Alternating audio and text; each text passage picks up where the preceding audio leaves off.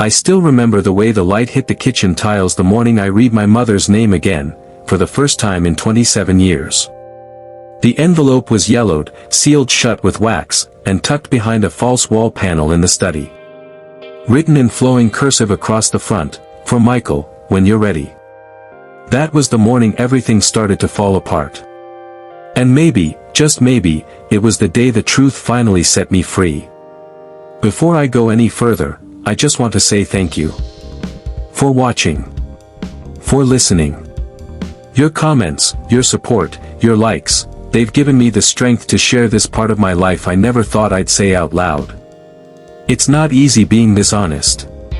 But you make it worth it. My name is Michael Carrington. Folks call me Mike. 32. Born and raised in Ashburn, Virginia. Left home at 18, did 2 tours with the Marines, came back a different man. Not just because of war, but because the house I came back to no longer felt like home. My father, Richard Carrington, is a hard man. He raised me after my mom passed away when I was 5. Or so I was told. When I was 10, he married Elaine, a woman with a beauty so delicate it felt unreal. Her voice could calm storms, but her eyes always looked like they were searching for something. Then there's Tyler, my half-brother. 19, full of life, always saw Elaine as the perfect mom. He never doubted her the way I did. It was a Sunday. I'd just come back from deployment. Dad grilled steaks, Tyler brought out a bottle of wine he wasn't legally supposed to have, and Elaine made that lemon tart I used to love as a kid. We laughed. Talked about football. Elaine reached across the table to touch my hand. "You've grown into such a strong man," she said, her thumb brushing a little too slowly over my skin. I pulled away, gently, trying not to make it obvious. But something about the way her smile lingered stuck with me. Later that night, I went upstairs and noticed my old room was exactly the same. Posters. Medals. The box of comic books under my bed. It was like they were waiting for me to come back. But the house felt wrong. Like it was pretending. A week later, I was reorganizing the attic when I found it.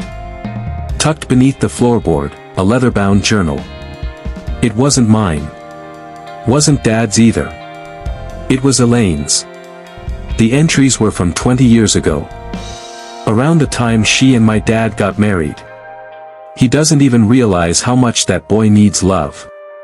Sometimes I look at Mike and I see something broken. Something I can fix. I know it's wrong to feel this warm toward a child who isn't mine. But I can't help it. I see him watching me. I feel seen. Like someone truly sees me. My hands trembled as I turned the pages. There was more, far more, but I couldn't read it all in one sitting. My chest felt heavy. My breath shallow. I locked the journal back inside the attic trunk. Something inside me knew, this was only the beginning. That night, she knocked on my door. She stood there in her robe. Hair tied back. Makeup off. "Just wanted to say goodnight," she said. I nodded, barely making eye contact. She stepped closer. "You know, I never stopped worrying about you. All these years." "I'm fine," I said. She smiled, soft, slow. "You were always my favorite." I felt a chill crawl down my spine. Over the next few days, she would find excuses to be around me. Bring coffee to my room. Sit beside me on the porch swing. Ask if I remembered the time she helped with my science project, or how I cried when she kissed my forehead before my first game. It wasn't just maternal. It was something else. Something intentional. And yet, part of me wanted to believe she cared. Just in a motherly way. But the journal kept echoing in my mind. Tyler had a cold. Elaine was at the pharmacy. Dad was working on his truck. I went back to the study, my mother's old room, before Elaine moved in. Something drew me to the wall.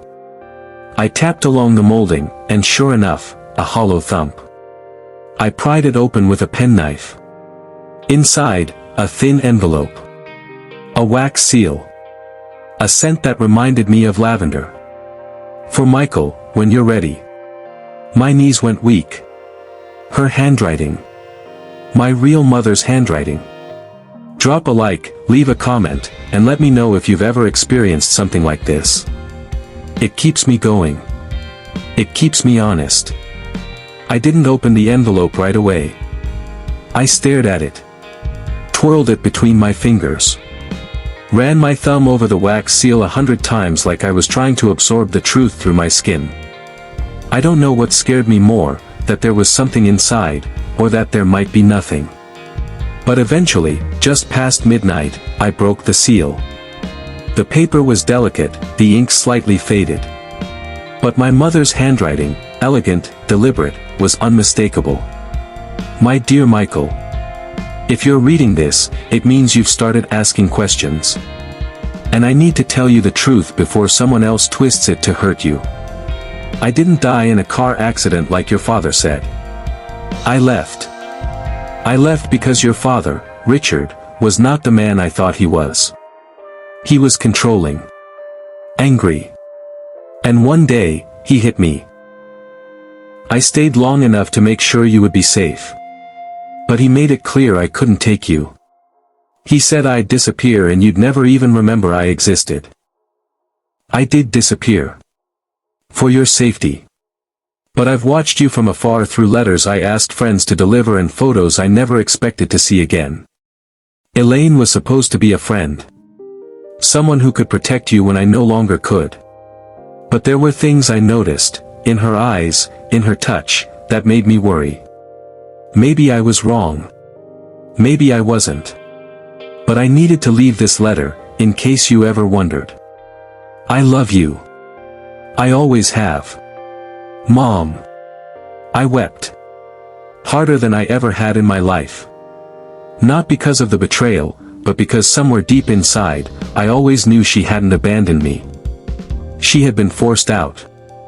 The next morning, I walked straight into the garage where Dad was under his truck. I slammed the envelope onto the hood. What the hell is this? He looked up, grease on his face, confusion quickly turning to panic. Where did you get that? You told me she died in a crash. You made me believe she was gone. You lied to me. He stood slowly, wiping his hands on a rag like he needed to stall time. She was gone. That's all you needed to know. You hit her. I spat. He didn't answer. His silence was loud enough. I don't know what's worse. That you did it, or that you let her become some kind of ghost in my mind. Still, he didn't speak. He just picked up his wrench and went back under the truck like nothing had happened. I didn't speak to Elaine for 2 days. But on the third night, she came into my room again. Quiet. Careful. I know you found the journal. I said nothing. I was young when I met your father. I was broken, like your mother. But I thought I could fix him. I thought I could fix myself through you. I stood, pacing. You don't fix people by watching them sleep or by writing fantasies in a damn journal. I know, she whispered. I know now. But I didn't then. She sat on the edge of the bed, her voice cracking. I never laid a hand on you. But I thought about it. I dreamed about it. And that's something I'll never forgive myself for. I looked at her, really looked at her, and I saw something I didn't expect, shame. Not manipulation. Not seduction. Not hunger. Shame. But I couldn't forgive her. Not yet. You said in that journal that I looked broken, I said. But I wasn't, until all of you made me that way. I couldn't hold the weight of it all alone. So I told Tyler. He didn't believe me. Not about the letter. Not about the journal. Not about Elaine. So I showed him everything. He read the entries. He read the letter. And then he said something I wasn't prepared for. She always treated me differently. What do you mean? She never looked at me like she looked at you. I thought she just loved you more. But now I'm wondering if she ever really loved me at all.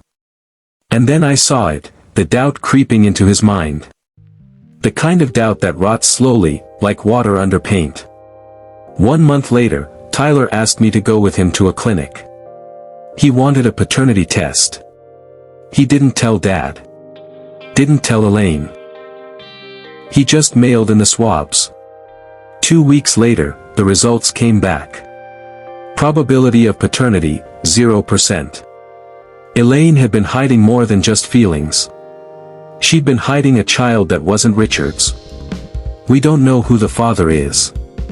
She won't say. Maybe she doesn't know. Maybe it was someone from before. Maybe it was someone after. But that test, it broke Tyler. He moved out 2 days later. That was the moment I knew. I couldn't keep their secrets anymore. I took the journal, the letter, and the test results, and I burned them, out in the backyard. Not out of fear. Not out of guilt.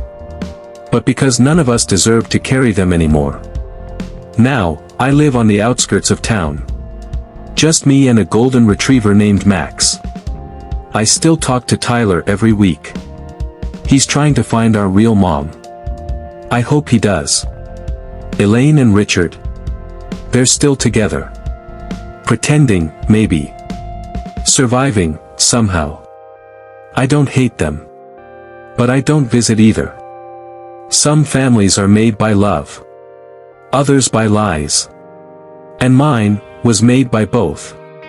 If you made it this far, thank you. Thank you for hearing me. For letting my truth sit with you. Families aren't always what they seem. And silence isn't always peace. Your support, your comments, your encouragement, it gives people like me the strength to speak up. And sometimes, speaking up is the only way to survive what no one else sees. This was Whispers Behind the Walls. My story. And maybe, yours too.